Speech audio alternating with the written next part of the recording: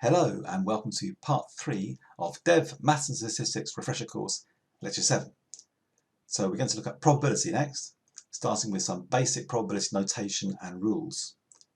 So P of A is going to mean the probability of event A, the chance that event A will happen. And we're going to assume that the probability of A is going to be between 0 and 1 inclusive. It is possible to think about probabilities greater than 1, less than 0, or even imaginary numbers, but that's really quite abstract. For our applications, this is always true.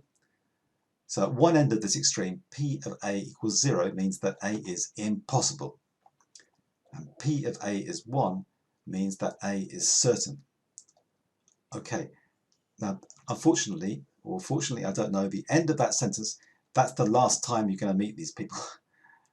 Impossible and certain, because everything we do in social science is really in the range of how impossible, how unlikely, how likely it is all shades of probability. It's almost never possible or appropriate to say that this is certain or that is impossible. PA is 0.5 means that A has a 50-50 chance of happening, and so on. Right, so more notation. This one, tilde A, sometimes A dash, sometimes tilde A, means not A. So P tilde A, that means the chance of an event not happening. That brings us to really the first rule, which is that we always have this: the probability of not A is equal to 1 minus the probability of A. Thinking of an example that caused some controversy recently with the COVID crisis,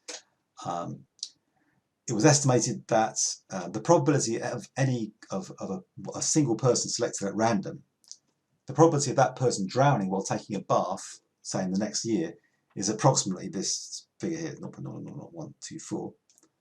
But more reassuring is the probability that a person will not die during the next year in a bath is 1 minus this.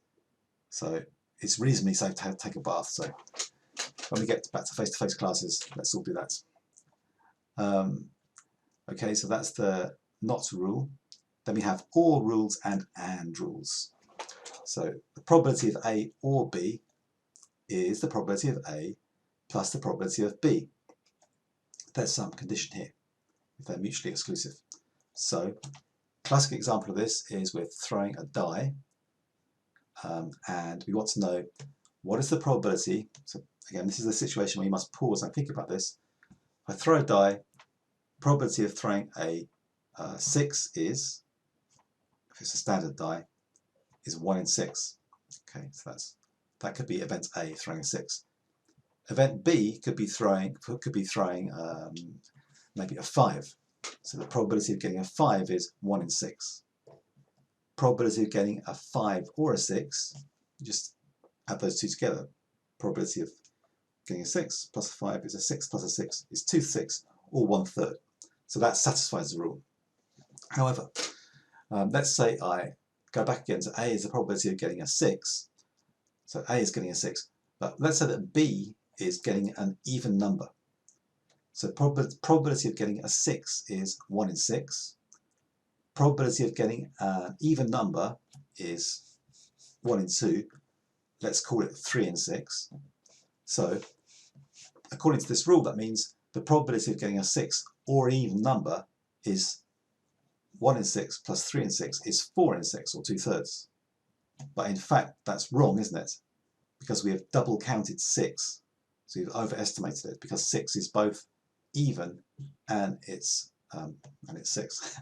So those events are not mutually exclusive, because they can both occur. You can get an even number that's a 6. So that doesn't work. So you can only add up probabilities in this way if they're mutually exclusive. Think about what we just did, the summation notation.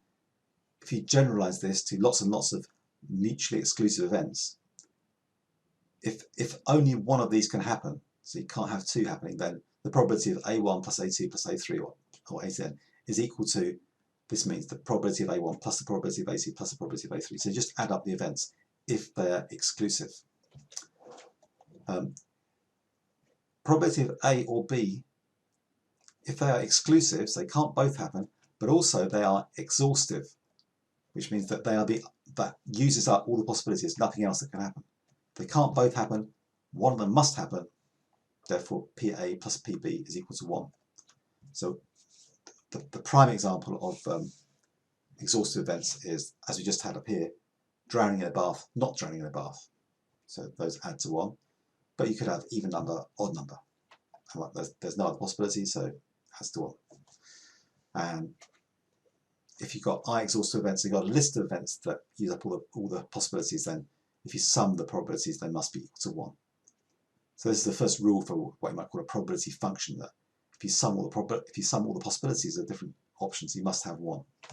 And that'll be relevant later. So that's the OR rules. Now we switch to the AND rules. This is where it can get quite fun. Now the definition of independent events is the probability of A and B happening, the probability of both those things happening, is equal to the probability of A times the probability of B if they're independent of each other. So we've had the dice. The other classic example we use all the time is pack a card, say, or a coin. So let's take a coin.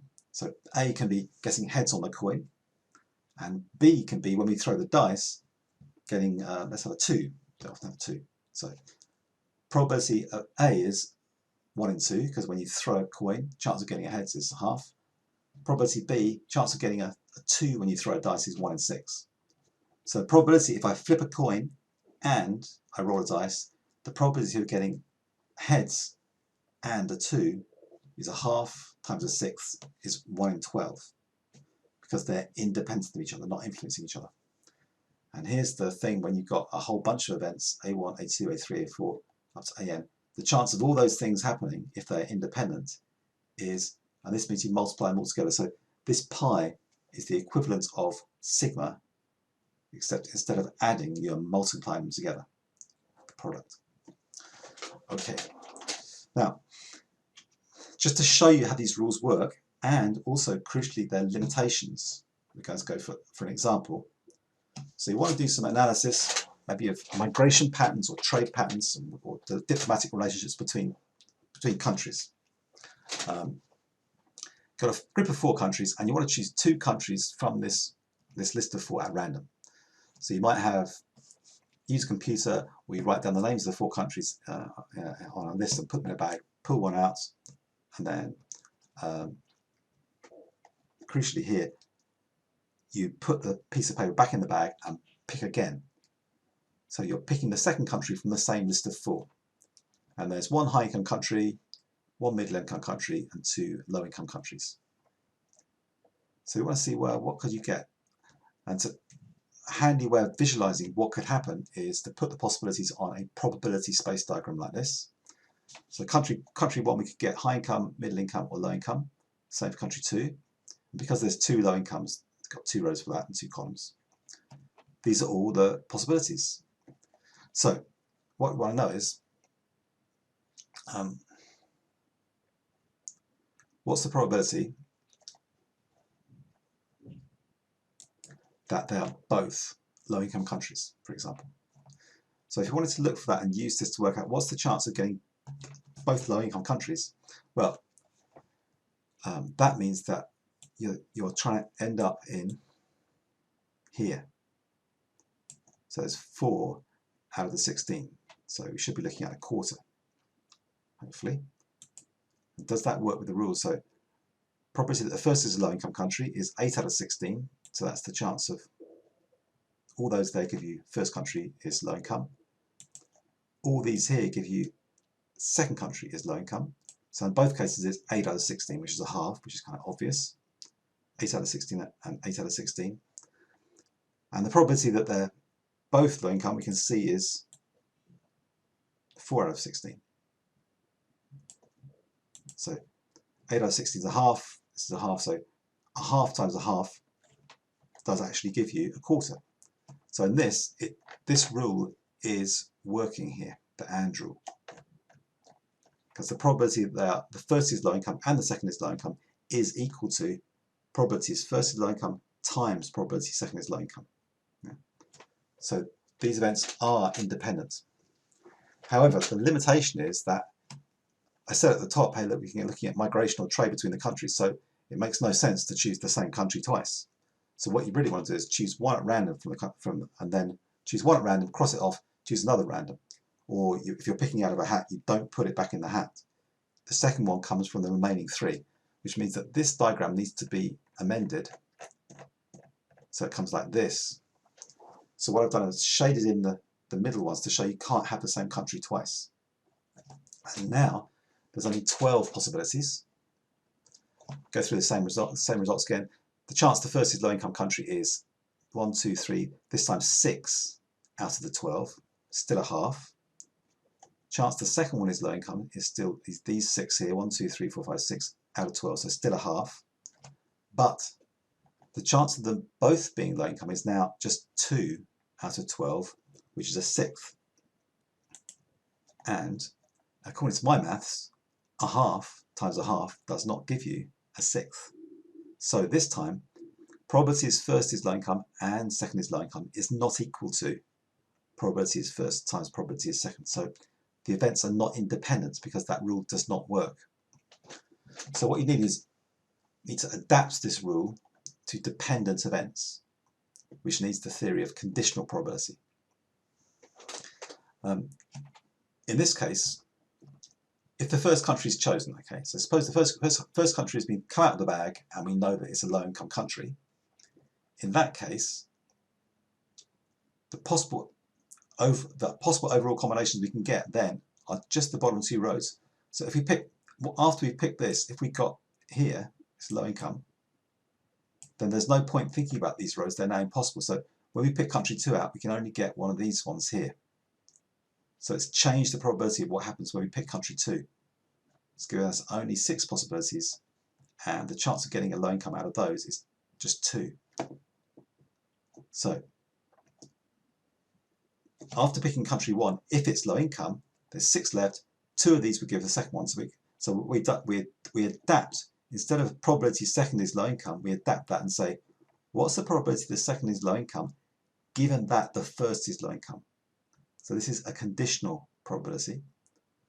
And because we know we're now stuck on the bottom 2 rows, chance this is 2 out of 6, those 2 squares, which is 1 out of 3. So this logic gives us the formula: the probability the first is low income and the probability the second is low income, as up here, is equal to the probability the first is low income times this conditional probability. And that hopefully would work, because probability the first is low income is still a half. Probability the second is low income is now we see is 1/3. And a half times a third does give us a sixth. So it correctly tells us what's the chance of being in this bottom corner here, the 2 out of 12. The 2 out of 12 is 1 out of 6. Yeah, so that's correct. In general, this AND formula for dependent events is this. So probability of A and B is equal to the probability of A times the probability of B given A. And this the probability of B given A is often written like this, with a pipe symbol or a vertical bar. So this is saying you're given this extra information, you know that A has happened. That may then change the probability of B. In this form, if you rearrange it, so you get probability of B given that A has happened is equal to A and B divided by probability of A. That's known as Bayes' law for conditional probability. And there's quite a big split in the statistics community between people who are called Bayesians, who are really followers of, he was a Reverend Bayes, philosopher and mathematician. Can't remember which century he was, but he formulated this. And people that are called frequentists, who put less emphasis on this. But both sides agree that this is a very important formula. It's just the way that it's used is different. But this is completely crucial, especially when you bear in mind that often in statistics, you know one of these, a statistical test or result gives you probability of B given A, but really what you often want to know, you want to know the other way around, probability of A given B. And if you use the above rules, you can rearrange them to get this. So switch it around, because probability of B given A times probability of B that's the probability of both things happening. That's this. But you could also write that as probability of A given B times probability of A. So both those are ways of writing the probability of both things happening. So you just rearrange it to get this. So this formula is really handy for reversing the order. But as we'll see, unfortunately, you often don't have enough information to reverse the order. It's really frustrating that you want to go from here to here. And unfortunately, it has to be said that some people just start talking as though this is the same thing as this. And that's quite dangerous in terms of being misleading. Okay, so that's enough of a review of basic theory and notation. So next we go on to some tree diagrams and some examples. But for now, thanks for watching.